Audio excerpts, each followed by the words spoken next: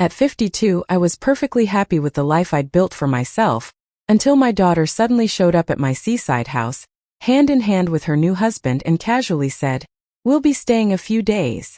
Before I could even process that, she added, "Ryan needs breakfast ready at 5.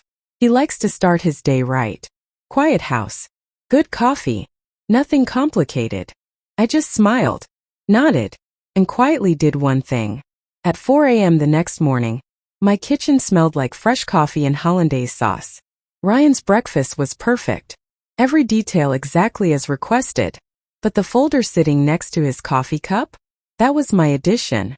And when he opened it, and read what I had spent the night putting together, I watched every carefully laid plan he had walked into my home with collapse, page by page, before the sun came up over the water. He had come from my house. He left without even his phone. Let me tell you how it happened. My name is Caroline Voss, and I did not arrive at this beach house easily.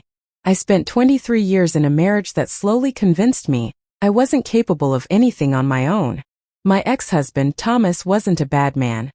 He was just the kind of man who believed, deeply and without question, that his opinions were facts and my feelings were inconveniences. When we finally divorced 5 years ago, I walked away with less than I deserved and more clarity than I'd ever had. The beach house came 2 years later. I bought it with money I made consulting for a hospitality company that hired me specifically because, at 50, I had seen enough of the world to know what people actually need versus what they think they want. I had earned every inch of that house, and in the 3 years since I'd moved in, it had become the truest version of home I had ever known. My yoga mat lived on the deck. My paintbrushes soaked in coffee mugs I kept meaning to wash. My romance novels left face down on the couch marked exactly how far into the story I'd gotten before the sunset distracted me. This was my life. Small. Deliberate. Entirely mine. So when Audrey marched in that Tuesday morning in late August with her new husband and her packed suitcases, and her absolutely zero-warning announcement that they were on their honeymoon and needed a place to stay, my first feeling wasn't annoyance. It was something closer to grief. Because I knew, watching her drop her bags at the foot of my staircase like she owned the place, that whatever peace I'd built here was about to be tested. The man behind her extended his hand with the kind of smile that probably worked wonders in conference rooms. "Mrs. Voss. I'm Ryan. Ryan Hargrove. It is such a pleasure to finally meet you. Audrey talks about this place constantly." He had an expensive watch, custom shirt, hair that looked like it had been styled by someone who charged by the hour. "Does she?" I said, shaking his hand. "We're sorry to just show up," he said, which was the most polite lie I'd heard in years, since showing up without warning and being sorry about it are two things that cannot coexist. "It was sort of spontaneous," Audrey said, already moving toward the kitchen. "Hotels are so impersonal. You always have room, Mom. And you always said life should embrace the unexpected." I had said that when she was 16, about auditioning for the school play, not about treating my home like a free luxury rental. "How long were you thinking?" I asked, keeping my voice easy. "Just a few days," Ryan said at the exact same moment Audrey said, "Maybe a week." They looked at each other. "We haven't totally decided," she said, with the breezy certainty of someone who has never once considered that other people's schedules exist. "Of course," I said. "Let me make up the guest room." As I led them upstairs, I caught Ryan scanning the space the way people do when they're calculating, not admiring. His eyes moved along the floor-to-ceiling windows, across the fireplace, over the kitchen I'd spent 3 years making my own. "This is stunning," he said, and he meant it, but not the way a guest means it. He meant it the way an investor means it. I noticed, but I didn't say anything. Not yet. That afternoon, while Ryan and Audrey went for a walk on the beach, I changed the guest room sheets and tried to name the feeling sitting in my chest like a stone. It wasn't just the unannounced visit. Audrey had always operated this way. She arrived like weather, loud and unexpected, and you either opened the windows or you got wet. It was something else. Something about the way Ryan's eyes had moved through my house like he was already measuring the rooms. By dinner, I had my first real piece of evidence. Ryan excused himself for a phone call, and Audrey poured herself a glass of my good Pinot without asking and settled into my couch with the comfort of someone who had long since decided the couch was hers. "Mom," she said, "I need to talk to you about something." Here it is, I thought. Ryan and I care about you very much. She swirled the wine. And we've been talking, you're out here alone, which is fine for now, but what if something happened? What if you had a fall? What if there was a medical emergency? I watched her face. She had rehearsed this. We think it might be time to consider something more manageable. Condo maybe. Closer to town. Somewhere with neighbors. Community. I set down my fork. And this house? I asked. Well, Ryan has experience in real estate investment. She paused, choosing her next words carefully. He thinks a property like this, properly managed, could generate significant income. For you. For your retirement. The stone in my chest turned to ice. Properly managed. By him. Ryan returned right on cue. His charming smile fully reloaded. Mrs. Voss, I hope Audrey mentioned that our only concern here is your well-being. She did, I said. The coastal market is exceptional right now. Properties like yours are in incredibly high demand. We could create a transition that's completely comfortable for you. You wouldn't have to worry about any of the details. The details? Right. The details like the sale price, the investment returns, the monthly payments that would somehow never quite materialize. That's very generous of you both, I said, in a tone that sounded like genuine gratitude and meant absolutely nothing of the sort. I'll think about it. Ryan relaxed. Audrey smiled. Neither of them noticed that I had not agreed to a single thing. The next morning was when I fully understood what I was dealing with. I was at the stove making scrambled eggs for 3, when Audrey delivered the line that would define the next 48 hours. She didn't look up from her phone. Mom, I think we need to talk about expectations while we're here. Ryan was at my kitchen counter, reading market news on his tablet. He'd been doing that since yesterday. My kitchen had become his personal office, my countertops his desk, my home his backdrop. What kind of expectations? I asked. Ryan has very specific needs in the morning. He's an early riser. He needs a quiet environment for his East Coast calls and quality nutrition to start his day right. She finally looked up. Since you're always up early anyway, and you love to cook. I cook for myself, I said pleasantly. Of course. But it wouldn't be much extra effort. Just something ready by 5 a.m. I kept my expression neutral. 5 a.m. She wanted me awake at 4 to prepare gourmet breakfast for a man I had met 24 hours ago. In my own home. That he was trying to take from me. Ryan looked up from his tablet with that practiced sincerity. Mrs. Voss, we would be so incredibly grateful. You really are a remarkable host. Host? As if I had invited them. Eggs Benedict, Audrey added. Or fresh fruit, maybe a smoothie. Whatever feels natural. You're so good at this domestic stuff, Mom. It's honestly one of your strengths. I turned back to the stove. One of your strengths. Like taking care of my own home was a talent I should be proud to perform on command. 5 a.m., I said. Of course. I'll make sure everything is perfect. Ryan smiled. He thought he'd won something. He had absolutely no idea what he'd just agreed to receive. They went into town that afternoon, and to visit, I later learned, a local real estate office to ask about coastal property values. I stayed home, and I did what any woman who has spent 52 years learning to pay close attention to the things people don't say would do. I opened my laptop. Ryan Hargrove, investment consultant, property developer. The first thing I found, 3 LLC registrations. 2 dissolved within the past 14 months. The kind of pattern that doesn't mean failure, it means strategy. Shell companies created for a purpose and closed before the consequences caught up. The 3rd LLC, Hargrove Capital Group, was still active. The second thing I found, a real estate project in Fresno, an apartment building currently in foreclosure proceedings. The third thing I found was the one that made my hands go very still on the keyboard. A lawsuit, filed by a group of elderly homeowners in the Fresno area. Their claim: they had been persuaded to sell their properties below market value to a management company that promised to handle all the details and pay them monthly proceeds from the rental income. The proceeds had never come. The company, Hargrove Capital Group LLC. I sat with that for a long moment. Then I kept looking. Ryan had been married before. Her name was Sandra Briggs. She had owned a catering business in Sacramento. Built over 10 years, excellent reputation, Full client list. The business had been sold suddenly 18 months ago, right around the time her divorce from Ryan was finalized. I found her through a professional association listing. I wrote her a short, careful message. Then I called Margaret Hollis. Margaret was listed in the lawsuit as the lead complainant. She was 71 years old, a widow, and she had owned a small craftsman home in Fresno for 38 years. She answered on the second ring. We talked for 45 minutes. By the time Audrey and Ryan came home from town, cheerfully reporting that similar properties nearby had been selling well above asking price, I knew exactly who Ryan Hargrove was. And I knew exactly what to do about it. That evening I served them dinner on my good china, poured wine I had been saving for an occasion that actually warranted it, and listened to them discuss my home as if it were already a business asset.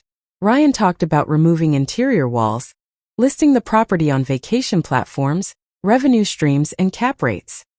He used the words we and our when discussing decisions that were mine alone to make. Audrey nodded along to everything he said. She had always been this way. She attached herself to whoever was most confident in any room and borrowed their certainty like a coat. She had no idea she was the tool he was using to get through my front door. After they went upstairs, I cleaned the kitchen, then returned to my laptop. Sandra had replied. Her message was 3 paragraphs. The third ended with, if you need a statement, I'll give you one. Just tell me what happened to you. By 11 o'clock I had everything I needed. Sandra's signed statement, Margaret's documentation, and a detailed complaint that I filed with the State Attorney General's office. Then I went to bed. And at 4 in the morning my alarm went off. I got up without hesitation. The kitchen was dark and quiet, and I moved through it the way I always do before sunrise, slowly, deliberately, by memory. I ground the coffee beans fresh. Strong, no sugar, exactly as Ryan had specified. I prepared the eggs Benedict with genuine care. Perfectly poached eggs, rich hollandaise, Canadian bacon, toasted muffins. Beautiful, honestly. I am good at this. I've always been good at this. But the real preparation had happened the night before. I took the thick folder I'd assembled, the LLC filings, the foreclosure notice, the lawsuit article with Ryan's company highlighted in yellow, Sandra's statement, Margaret's documentation, and the confirmation number from the Attorney General's office, and I placed it beside Ryan's coffee cup. On the cover, in my clearest handwriting. Before you say another word about my home, read this. At 4:47, I heard movement upstairs. Ryan appeared 5 minutes later, wearing an expensive silk robe and looking pleasantly surprised that everything was exactly as he demanded. Mrs. Voss, you actually did this. You said 5 a.m., I said. I take people at their word. He sat down. I poured his coffee into my finest china cup. He lifted it. Inhaled.